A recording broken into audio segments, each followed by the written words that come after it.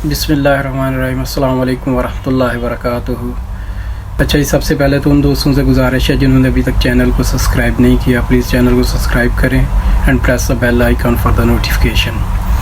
अच्छा जी, हम बात करेंगे डॉक्टर साहबा की बरतरफ़ी के हवाले से कि इसके पीछे इसका बैकग्राउंड क्या है।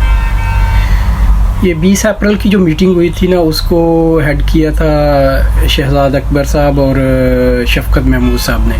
तो उसी वक्त ये ख़बरें आनी शुरू हो गई थी कि कुछ ना कुछ जो है ना वो प्रॉब्लम चल रही है। और उसमें भी जो है ना ये तकरीबन 2 अरब और 60 करोड़ का मामला था।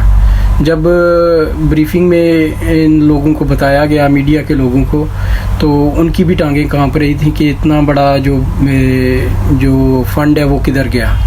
तो इस पे तो अभी इन्वेस्टिगेट होगा ये, तो तब पता चलेगा कि इसमें क्या मामला थे। लेकिन जहाँ तक डॉक्टर साहब पे एलिगेशन है, उसमें से एक एलिगेशन तो ये था कि इन्होंने 2 एक्स्ट्रा गार्ड रखे हुए थे। लेकिन personally I don't think so कि इट्स अ बिग डील कि इसकी वजह से वो उनको बरतरफ किया गया है। उसके बाद दूसरा इन पे एलिगेशन ये था कि पीटीवी में ये कुछ लोगों को जो है ना वो नौकरियां दिलवाने की कोशिश कर रही थी। इसमें भी अभी तक ये पता नहीं है कि इसमें कितनी सदाकत है, क्योंकि वो ब्यूरोक्रेसी भी इसमें इन्वॉल्व थी। एक तो ये मामला था।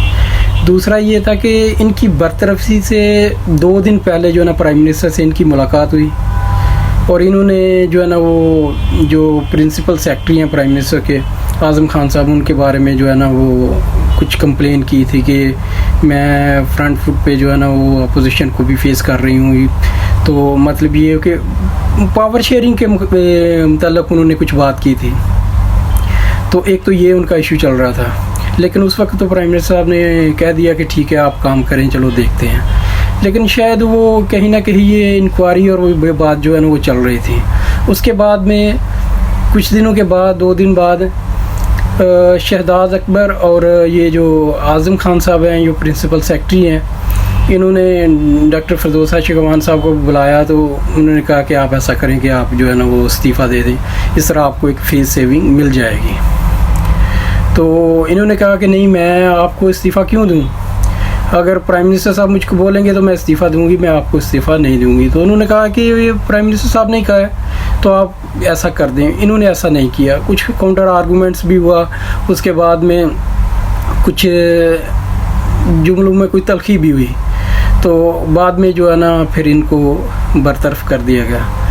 लेकिन इनकी दोबारा फिर प्राइम मिनिस्टर साहब से जो है ना वो कोई मुलाकात नहीं हुई। लेकिन इनको मैसेज ये फॉरवर्ड किया गया कि आप जो है ना वो मीडिया पे आके कोई बात नहीं आपने करनी, कोई इंटरव्यूज़ नहीं देने, आप खामोशी अख्तियार करें। तो अभी ये सारी इसके पीछे एक स्टोरी थी। अभी इस पे इन्वेस्टिगेशन चल रही है कि वो जो अखबारात हैं जिनको ये फ़ंड दिए गए हैं, तो वो क्या वाकई वो अखबारात वो डिज़र्व करते थे वो फ़ंड या नहीं। इस पे जो है ना अभी जो है ना वो बात हो रही है। तो ये जो है ना सारी एक रीज़न बनी है इनके बरतरफ़ी की। अभी मज़ीद इंक्वायरी आएगी तो पता चलेगा कि कौन सी चीज़ें सामने आती हैं। क्योंकि ये भी है कि ये इनके नीचे जो ब्यूरोक्रेसी थी शायद वो कुछ कर रही थी, लेकिन इनको जो है ना इस बात का इल्म नहीं हुआ।